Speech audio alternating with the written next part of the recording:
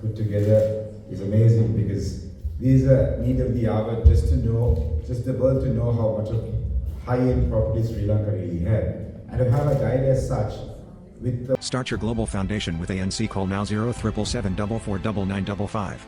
over 800 properties listed. I think it's a way forward for us to go to the next level. Because Sri Lanka sometimes, or was in the past, identified as a cheap destination. But I would like to say Sri Lanka is no longer a cheap destination. But Aquaproof 7-in-1. High-performing waterproofing paint, Nippon Paint. The coatings expert. you can cater to anybody, whatever the likes of the people or what they like to spend on. I was surprised to see there is a property here which is per day $14,000 per day. And I thought, is it in Sri Lanka? I couldn't believe it. It's a 10-room, I think, if I'm not mistaken, room. Is it 10 rooms? 8 rooms. It's just 8 rooms and $14,000, and that exists in Sri Lanka is a very good thing. Me and our way forward here, our tourism and our president's main aim was to bring at least guests who spend at least $500 a night. Right now, our average spend in Sri Lanka spends close to $200, but we went through a lot of the crises in the last 4 years, the Easter bombing, then the COVID, financial and the political crisis. But to see the WTM this year, our stand looked amazing, the participation was amazing. We had more than 75 members who participated. That was the highest ever attended at a WTM. So Sri Lankans are very strong, and it's an ideal time to showcase what we have got and what we are promoting to do.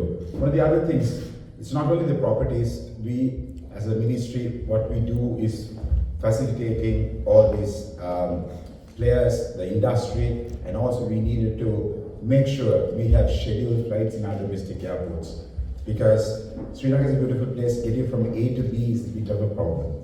If you go to Trinco is one of the best places, but it takes about 5 hours. But if you fly, it'll be only 35 minutes. These properties will have more value to it, and that will be our next target. We've already spoken with few airlines, which is about to sign up a domestic scheduled airline to all these 9 airports, and that will redefine Sri Lanka tourism. And trust me, I will make sure that that happens in the next 3 months, and that will be a different experience.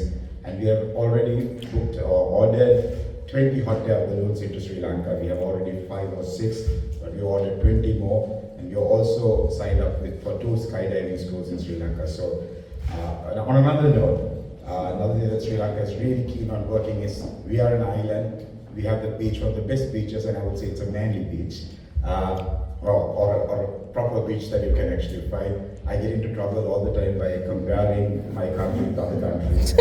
But I just made a hint, and so you know when I say manly, what I mean by manly. So you can do the surfing, you can do all of that in Sri Lanka. And trust me, after the Second World War, we have more than 142 shipwrecks around Sri Lanka. So diving is going to be our next biggest thing. We have spoken with few companies to bring in yachts. We are going to have built, we have already allocated money for 3 yacht marinas, one in Colombo, Port City, one in Galle, and one in Trinco. So most of the Bollywood people who actually park their yachts, we have invited them to bring them into Sri Lanka and keep their yachts in Sri Lanka. It's so much more cheaper keeping in Sri Lanka and having that experience of seeing the whales, going for the diving, and all of that is in Sri Lanka. So Sri Lanka is truly a paradise, and it's high time all of our friends in London and UK promote Sri Lanka. And thank you really once again, you've done a great job, and I'm so glad to be a part of it and to see this 800. And what I realized, Sri Lanka has around 45,000 rooms